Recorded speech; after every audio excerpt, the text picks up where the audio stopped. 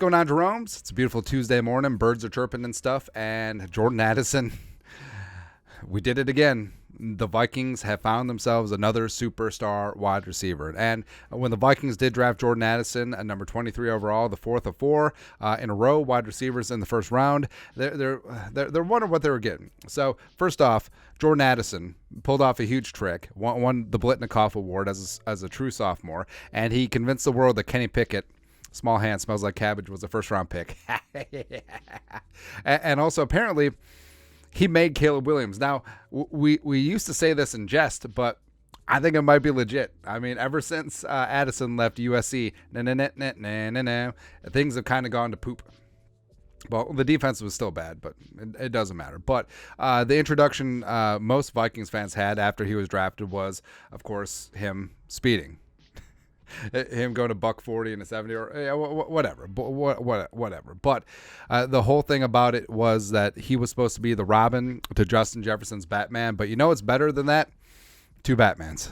Two friggin' Batmans. And with Jefferson out with that hamstring injury, Jordan Addison has been shining. He's been absolutely stunning, and his crown jewel was the game against the San Francisco 49ers. And like we said, Addison loves the spotlight. Addison loves attention, and Monday Night Football is where it's at. And by the way, this ended up in a touchdown. No big deal. No big deal, man. And Addison had himself a stunning performance. 7 catches for $123, 2 touchdowns on 10 targets. And also, he missed part of the game in the second half with cramps. So he could have had even a larger day. But love to see him back in action at the end of the game. Lord knows we can't deal with another injury, especially at wide receiver. But Addison was an absolute standout, man. And him and Travaris Ward, the Niners' fantastic cornerback, went back and forth. Ward got the first interception. And then Addison got that touchdown right before halftime, which was very key to things, obviously. And then Greg Joseph missed a point after. But Addison is just showing that he can be that wide receiver one. He can be that stud. He can attack at all levels, and he can get open inside of a phone booth, and that's what he brings to the table, man. And he's out here shattering records. Kevin Seifert, ESPN, who's not Carl Gershman, was put together by a guy, Vikes Insider. Jordan Addison, 6 touchdowns in 2023, ties an NFL record for most receiving touchdowns by a rookie during the first 7 games of a season in the Super Bowl era. That record was set by Randy Moss. No big deal. No big deal, man. Randy Moss had 17 touchdowns his rookie season. And Addison also joins another exclusive club, Vikings rookies with 100-plus yards receiving on Monday Night Football. JJ did in 2020, Randy Moss in 98, and now Addison 2023, the year of our Lord, getting it done. It's a pretty good company to be in. It's not bad. It's not bad, man. And Addison, so if Puka Nacua did not exist, Puka Nacua, who Jaron Hall made at BYU, by the way.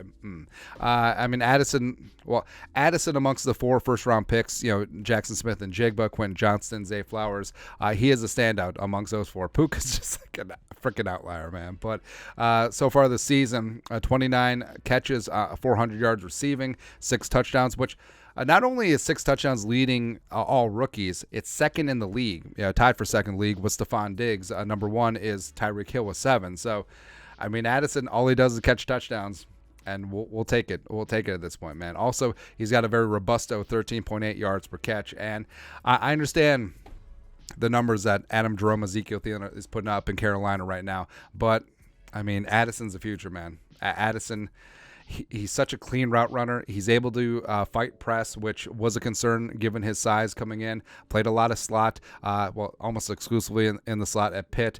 Played a lot more outside at USC, but he's everything here with the Vikings. He can play X, he can play the Z, he can play in the slot. He can move all over the place. He's fantastic, man. And we're not ready to say that it's the Kevin O'Connell and the Vikings fans looking back meme and just shunting JJ aside. It's like, hey, Jefferson goes into Kwesi's office. I would like to discuss my contract. And then Kwesi's like, hey, how's wide receiver 2 money sound? I don't think we're there yet, man. But with Addison and JJ, I mean, the Vikings have two aces. I mean, Justin Jefferson is a generational talent. He's obviously wide receiver 1 in the league. For my money, he's the best non-quarterback in the National Football League. Can't wait to have him back. No, I don't think the Vikings are necessarily better without him, even though they're 2-0, and Kirk Cousins had a stunning performance, probably the best game of his career without Justin Jefferson, but not saying that. So having JJ back would be great.